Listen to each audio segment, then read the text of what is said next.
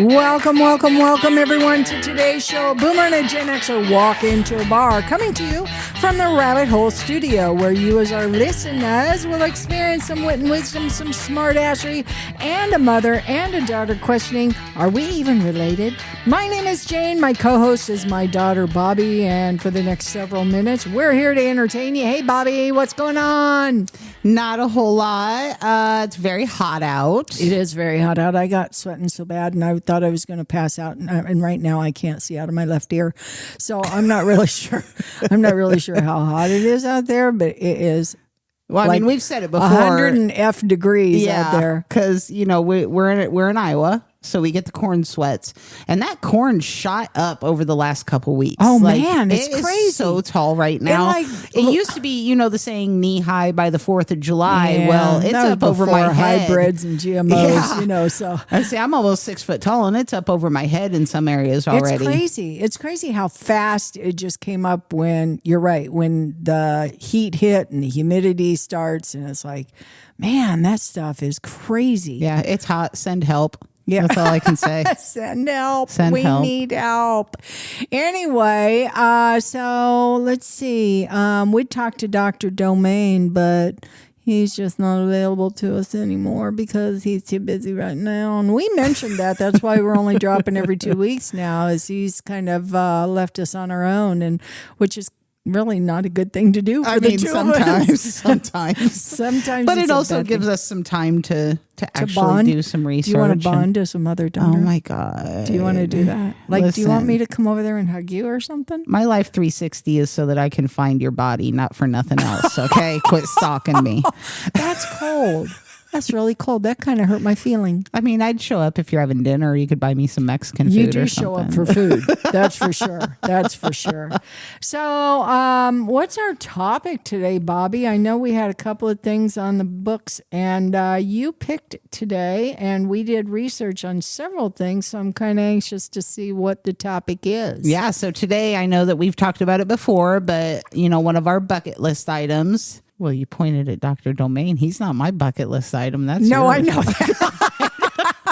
So one of our bucket list items is the CERN Super Collider in Europe, also known as the Hadron Collider. So the CERN Super Collider is located in Europe, correct? You know exactly what countries, Mom, because you corrected me last time. It's near Geneva, Switzerland. And it's also near a different country, too? Is it France? It is France. Yeah. Yes, it is. Yeah. So how many miles is it? And it's an underground ring accelerator. How many miles is it? Do you know? I just had it. 17 miles. Okay, I was going to say 22, miles. but it's a 17-mile underground ring. And what is this thing, Bobby? Because we had said, this is when this came up in our podcast. We said if we won the lottery, first thing we would do, one of the first things we would do is you and I would take off and we would go see the Hadron Collider. Right. So what does this thing do, Bob? Well, to put it very simply, it's a particle accelerator. Okay. And so how is that interesting? Well, because it... I'm just asking. Is going to be so. What it does is it has like the Higgs boson particle properties, things like that, where it's like the God. Can I help you? The God particle. Simplify this. Okay, yeah, simplify it, because otherwise I'm going to go into like LHC forward and the exotics detector because thing. You'll lose me and I'll go to sleep and then my ear will start to bleed. This underground ring accelerates protons and heavy ions to near the speed of light to smash them together, right? Yep. And it smashes it together to simulate the Big Bang Theory. Right. Okay. So that was pretty simple. Yeah. Right? I guess, yeah. Okay. So, I mean, I just said it was a particle accelerator. We could have just stuck with that. Okay. Well, I just wanted all of our listeners to kind of know what that is. Yeah. Okay. Yeah. So it's here's the thing, a lot of people, we talk about it being on our bucket list and everything, but a lot of people don't understand that you can't just go out and see this. This isn't like some kind of like amusement ride at Adventureland that you can go out and look at. You can't get a band and say, okay, I'm going to get some cotton candy and I'm going to go on this ride. You have to be this tall. It's not even above ground. No. It's underground. Yeah. So people wouldn't even know it's there, flying over it or whatever, unless they were real nerds like me.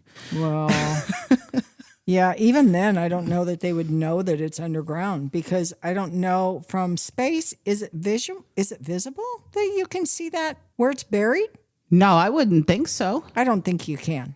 I don't think you can. Because, you're looking at what it is it's two pipes that are in a loop, and on each pipe, like the beams could travel in opposite directions.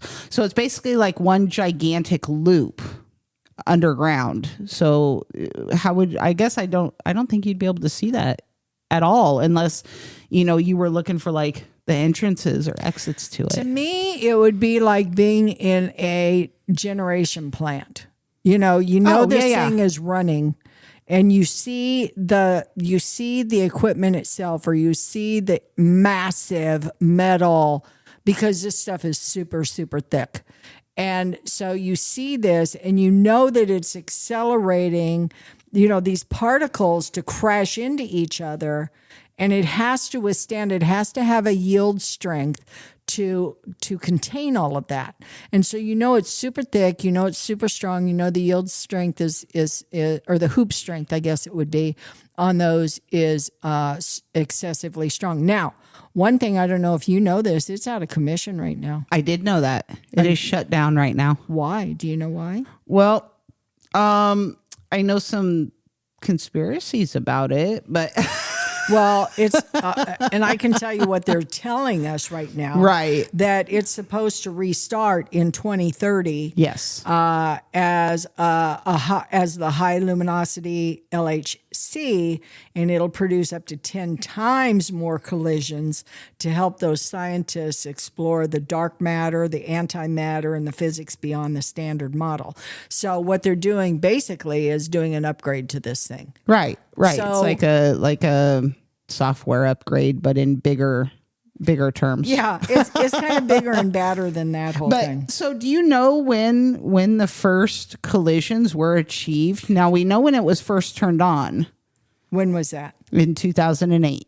Okay. So it was built between 1998 and 2008. It took 10 years to build. Okay. But the first collisions, do you know when those were achieved? It was built in 1998 to 2008. Yep. So it was turned on in 2008. I would say probably it took them a little while to get it online, blah, blah, blah, blah, blah. A couple of years later. So 2010. Oh. So is when we had the first collision achieved. And how'd that go? Well, it was about 4 times the previous world record in tera electron volts, which is what they measure per beam. It also kind of forwarded the discovery of the Higgs boson, because that's where it was discovered in 2012. Okay, so when you say the Higgs boson is also sometimes called the Higgs particle, correct? Right, or the God particle. Okay, and It's an elementary particle in the standard model of physics, particle physics, and it produces the quantum excitation, right? Right. And so it's kind of, unless you get into the whole thing, it's hard to kind of explain, but it is. But a lot of people have heard of the God particle and things like that. And that's exactly what they're talking about. Okay. And so the Hadron Collider, why are they really trying to replicate this Big Bang theory? Why? What's the purpose behind it? Well, I think a lot of it is just unresolved questions in particle physics. Okay. We're constantly searching for answers, which I love, but we are looking for certain answers. And in particle physics, it's so hard to prove those answers because, you look at it like the Big Bang theory. That was such an enormous thing that happened. How could we ever recreate that in order to study it? Well, it's a good point. And I don't know that the accelerations that they've had and the testing that they've had thus far has actually gotten to the point of recreating it, because why would they need it to be 10 times more powerful now? Well, black holes. What? Yeah. I mean, it's said to the, if it goes a certain way, that this thing actually can create black holes. Okay. And then it falls into a black hole once it's done that? Well, we all fall into a black hole. But we made it. I mean, we don't know what's on the other side. That's our success. We could be perfectly fine on the other side of that black hole. So we'd be in a black hole somewhere, and we'd be saying to each other, "Oh, I guess that Hadron Collider thing worked out. I guess that worked out the way that we wanted it to." I mean, that's been a huge thing, with the CERN Collider, is the conspiracy theories about, did we create a black hole? Did we shift timelines, things like that? And I'll get into that a little bit when you allow me to. Oh, well, you just go right ahead. I'm just going to shut up for a while because this is way out of my element. Oh, okay. So everybody's heard of the Mandela effect. Yes. Okay. So back in 2012, they did have that record voltage level. And what conspiracy theorists believe is that it put us on another timeline. So it basically shifted our timeline. So when we talk about Mandela effects, the Fruit of the Loom thing, the Monopoly Man thing, things like that, we remember them because they were there, but it was a different timeline. We need to do a show on the Mandela effect. Oh, that would be very cool. Cool. But yeah. Okay. Anyway, but that's a big thing that they were talking about. Back in 2012, it was such a high voltage collision that they believe that we got kicked onto another timeline. And that's why this Mandela effect has affected us so much, especially Gen X and older, because we remember a lot before 2012. That's quite the theory. Yeah. I mean, it kind of makes sense if you think about it, because, I mean, look how screwed up we've gotten since 2012. What else could it be but a different timeline? Well, that's a good point. But, you talked about the black hole thing. Yeah. So it's really not something that would be able to suck us up. It wouldn't be able to turn us inside out. So only if it stays contained. Right. Well, no. And in reality, with the CERN, any black holes produced would be incredibly small, and they would only be able to exist for probably a fraction of a second. So even if we were able to produce that black hole, it would disappear almost immediately. So it's not something you could catch in a mason jar and give it to your loved one? Maybe eventually. I mean, maybe that's why they're doing the upgrades. So I had asked you a question earlier on how deep this collider is. Do you know the depth? I know it's over 500 feet. 500. It's in places because of the mountainous range. Right. 164 to 574 feet underground. Yeah, that makes sense. And that was deliberate. It was really to reduce the amount of tunnels that lie under the Jura Mountains. Jura? I think Jura Mountains are in Switzerland. Like with a C? Is it Jura? No, it's J. Is it Jura? Jura? Jura Mountains? Jura Mountains? Somebody will have to comment and tell us, because we are lost. We are lost on that one. But anyway, that's kind of the deal there. So we are very infatuated by this. We really only know like a minute of what this whole thing can do and what it's about, right? Right. And at this point, I think if we won the lottery, we would be going to check this out. We'd be over there with cameras knocking on the little door outside. Going, Can we come in? We have dollars. We have dollars. Yoo-hoo. Big summer blowout. Anyway, we would encourage our listeners to look this up. But I want to get on to this other part that I wanted to talk about, because the USA attempted something in respects to this. Isn't that correct? That is correct. And so tell us about that. So construction down in Texas. I'm trying to find the exact town, but I know Waxahachie, Texas. So it's the Texas desert. I mean, it's out in the middle of nowhere. But the U.S. was building its own CERN collider back in. Actually, I'm going to correct you there. It was called a superconducting supercollider. Okay, superconducting. Well, An it's SSC. yeah, because it would have been more powerful than the CERN apparently. Right. But they did begin construction in 1991. Okay. So what happened? I think it was a budget issue.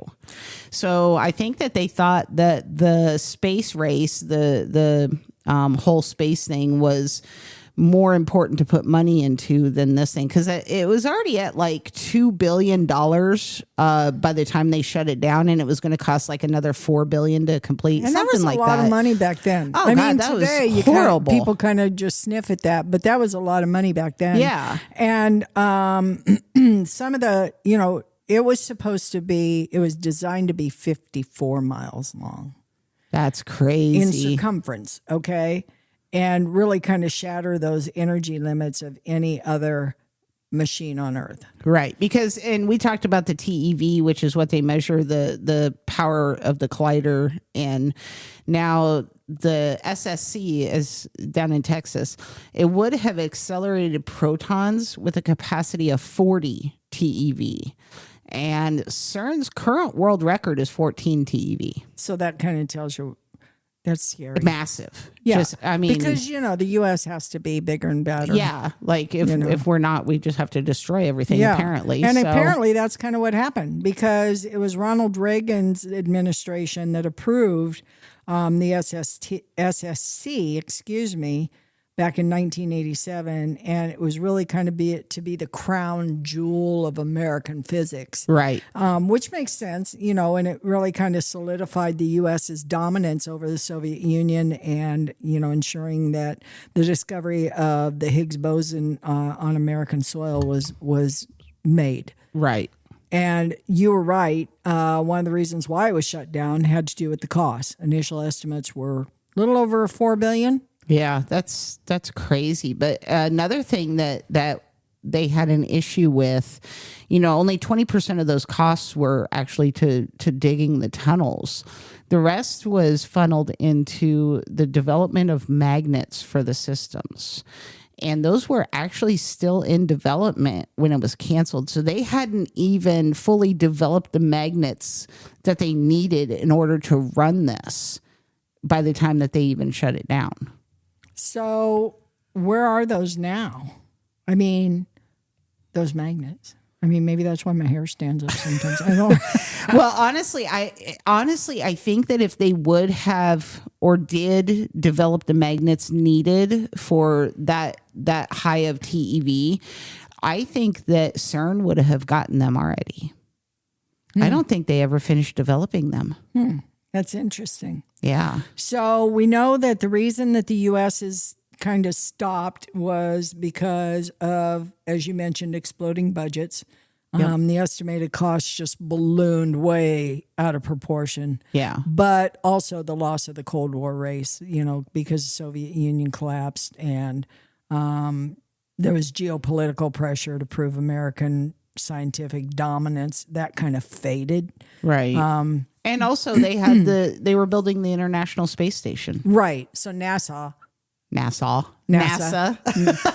NASA. You say NASA? It's NASA. I say NASA. I've always said there's no AL Do you after say it. wash or wash? Wash. Wash? Crick. Do you wash your clothes? I say crick. In the crick. Okay, anyway, meanwhile, back at the But the International Space Station, they considered a much more noble endeavor because, international and space. I mean, what could be more cool other than the Space Force? Yeah, and just so you know, back in the 60s, we did not land or walk on the moon. We already went over that.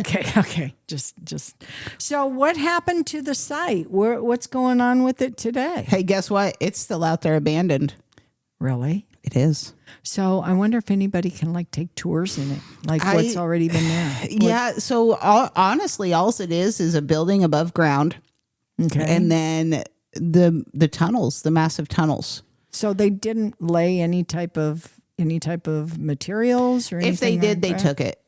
So it's empty tunnels. It's a massive building above ground, and it's a huge office looking type building above ground. So didn't they fill those tunnels because they didn't want to have any of the back gases They filled it with water. Ooh, did they? I think they did. In Texas desert, they filled it with water? You have to, because otherwise it's like the mining industry. That's why they collapse the mines behind them, is because of the toxic gases that can build up and cause explosions. Man. So I think they filled them with water. That's crazy. I don't know. Anyway, that would be something to look at. So it's been abandoned. Yeah. That's quite interesting. Yeah. I mean, the cost alone back then, $2 billion, and then you're just going to walk away from this is just, God, talk about government waste. It is. It's crazy. So that's... do we have to go see this site too? I mean, there's really nothing to see. If we can't get into the tunnels and risk our lives, I'm really not too interested in it at that point. We could take a little metal detector and see. I mean, like we could maybe like somehow gain access to the abandoned office building that's above it. Is there one there? There is one. What? Yeah, there's a huge abandoned building above the site. So they built a building, and you should see a picture of this. I mean, it is a gorgeous building. Like, wonder why they don't give it to like the homeless or something. Or well, it's in the middle of the desert, Mom. I guess the homeless are downtown by the subways. I don't know. I'm just saying. I mean, what a waste. We're just so wasteful. I mean, it's in the middle of the desert, and honestly, what else are you going to use it for? I don't know. You know what I mean? I just think it's very wasteful. You have the tunnels underneath that, even though they're filled with water, they could collapse at any time, sucking that whole building in. I suppose. Maybe it wasn't water. I don't really know, but it seems to me like it was like they filled. I don't know. Well, even if they didn't fill it, it's just open tunnels underneath this giant building and they're not reinforced because there's nothing in them. I mean, that's just, the whole building could just get sucked down one day. It'd be like, an opening of a well and just. So where were we going with this? Where were we going with this topic today? Did we just want to inform people that we're totally intrigued by this? Well, and we also wanted to, give people the heads up that, the Hadron Collider is offline right now and it's being built more powerful. Right. And it's supposed to reopen in 2030, I think. 2030 is the estimate. So if you were planning a trip to see this, and you were going to knock on the door and say, let me in. Maybe they would let you in if it's not running. No. You don't think so? Because people be touching stuff. Keep your crappy fingers off of science, please. Stuff or, somebody would do some graffiti and then you wouldn't see the instructions. I'm going to take this wire as a memento, and it's the wire that, and then now it explodes. This starts the whole thing. I'm going to take this on switch. Anyway, not really sure where we were going with this, but listen, if you want something cool to really look up. We want something to cool. Something to cool. Something very cool to look up. And we are very intrigued by this stuff just because, I don't know, she's a geek and she drags me into it. I do. She's a science geek and she just drags me into it. I love chemistry. I love all of it. Yeah. And I do too, but anyway. But if you're not so science savvy to look up, it takes a lot to understand this on like a Wikipedia page and things like that, because you have to have some kind of knowledge of particle physics at that point. Watch The Big Bang Theory. They talk about CERN a lot. They talk about the God particle a lot and particle physics, and they break it down into things that, people can actually understand, and it's funny. But, it's a good show to really educate the masses. I think somebody should create a comic book of the whole thing. Of the CERN? Yeah. A CERN comic book? Yeah, to kind of explain the whole thing and how it works and all that business. I think kids would pick it up and read it. You think so? I don't know. Would you? If there was a superhero involved. Well, CERN man. Black holes out my butt. Atomic man, or, I don't know, or proton woman. I don't know. Anyways, hey, I think that is all the scientific insanity that we have for you today. But we do appreciate you joining us here at the Rabbit Hole Studio. So be sure to follow us, because we look forward to spending time with you each and every week. No, every other week now. Every other week. So please like us. And if you have positive feedback for us, or if there's a topic that you want us to talk about, a question, anything, drop us a short email at boomerandgenxer@gmail.com. And if you have hate mail, we'll launch that into the CERN and see what happens. Let's send it to the U.S. one, though, because it's abandoned. Nobody will ever read it. Into the we'll tunnels. just drop it in the tunnel. So until next 2 weeks, I'm Bobby Joy. And I'm Jane Bird. And you're stuck with us. Peace out. Later.